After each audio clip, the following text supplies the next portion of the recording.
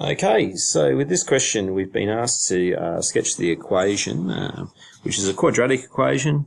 So we know that a quadratic equation is y equals x squared minus 5x minus 6. We know that it's going to have a parabola shape. It's asked us to show the coordinates of the y-intercept, the x-intercepts, and the turning point, and to state whether the turning point is a maximum or a minimum. Well, that's the first thing we can do.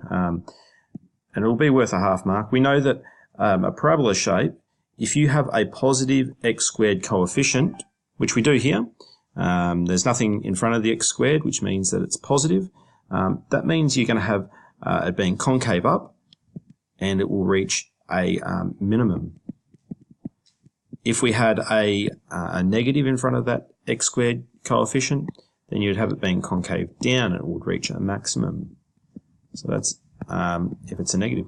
This one, obviously, because it's positive, we're going to have a minimum. So we can say straight away that it's going to be a minimum, this turning point.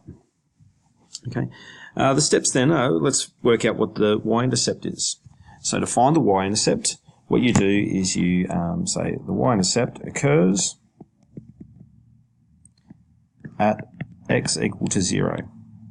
So if we look at this equation, y equals, and we're going to go that it's x squared. We're going to rewrite this equation with 0 for x.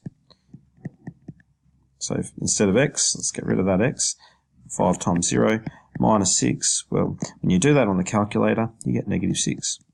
So your y-intercept is 0, negative 6. 0 for the x and negative 6 for the y.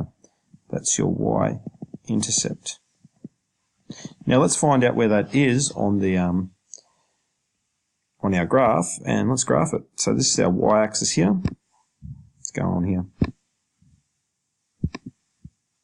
What's that doing there? Go away. There we go. Okay, that's our y. That's our x. Now our y-intercept, it's negative 1, negative 2, negative 3, negative 4, negative 5. Negative 6 is right there. So at negative 6, 0, that is our y-intercept across the y-axis. So that's the first bit. Let's find our x-intercepts now. Our x-intercepts occur at y equal to 0.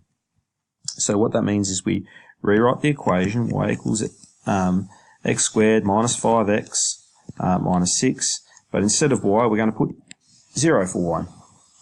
And now we've got a quadratic equation that we need to solve. There's a couple of ways we can solve it. The best way to solve it is by factorising and using the null factor law. So let's factorise this little quadratic. We know that being a monic, we're going to have x here and x to get our x squared. Then the next thing we look for, or that I look for anyway, is this constant term. Because we know our last two numbers here, they need to multiply. Those two need to multiply to give negative 6. So that's what I'm looking for over to the side here. I'm going to look for two numbers that multiply to give negative 6. Negative 6 and 1 will work. Negative 1 and 6. Negative 2 and 3. And negative 3 times 2. They will all multiply together to give negative 6. So I know it's got to be a combination of those. Then we're also looking for them to add together to give negative 5. Negative 5 because that one there's negative 5. And, well, let's have a look. We've got it with our first couple. Those two add together to give negative 5.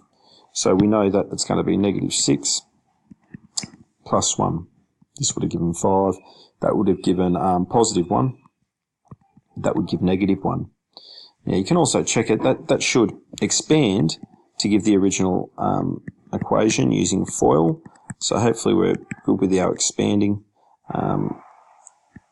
If we go first, our first two will be x times x, which is x squared. Outer, which will be x times by positive 1, which is positive x. Inner, which is negative 6 times by x, which is negative 6x. And then last is negative 6. So when we collect those like terms there, that gives us our original equation. So we know we factorised it correctly. From there anyway, what you do is you use the null factor law now and you say, okay, well, for this equation to be true, either this first bracket here needs to be equal to 0, or the second bracket needs to be equal to 0. So x minus 6 equals 0, or x plus 1 equals 0. So x is equal to 6, or x is equal to negative 1. So we've got two x-intercepts. One of them will be at 6, 0, and the other one will be at negative 1, 0. So let's graph those now as well then. Well, negative 1, 0, negative 1's there. So that one's negative 1, 0.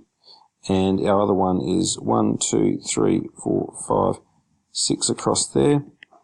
That will be 6, 0. Okay. Now we need to find our turning point. So we've done our y-intercept, we've done our x-intercepts, and now we've got to find our turning point. Now we know a parabola has symmetry. So there's two ways of finding our turning point. Probably the easiest way, if you've got x-intercepts already, it's got to be halfway between those two x-intercepts.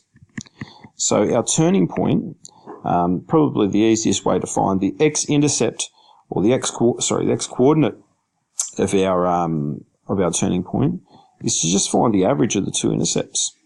So you just simply go 6 plus negative 1 divided by 2, which is 2.5. So the x-coordinate is going to be along here at 2.5.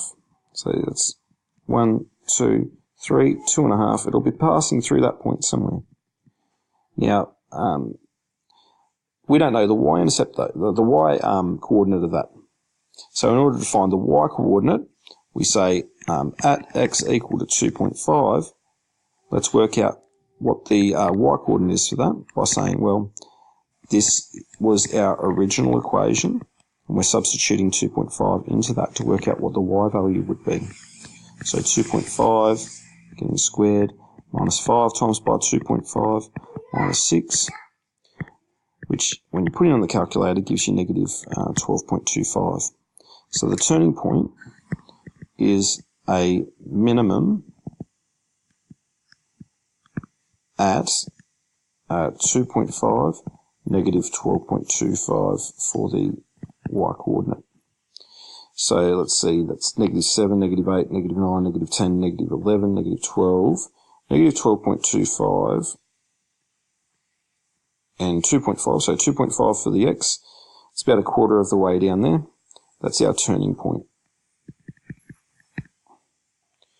And now we just simply draw our parabola shape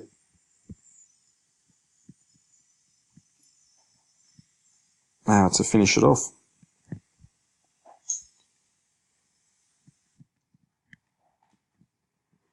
Okay, with those there being our x-intercepts, it's our y-intercept. Okay, and our turning point there. All right, end of.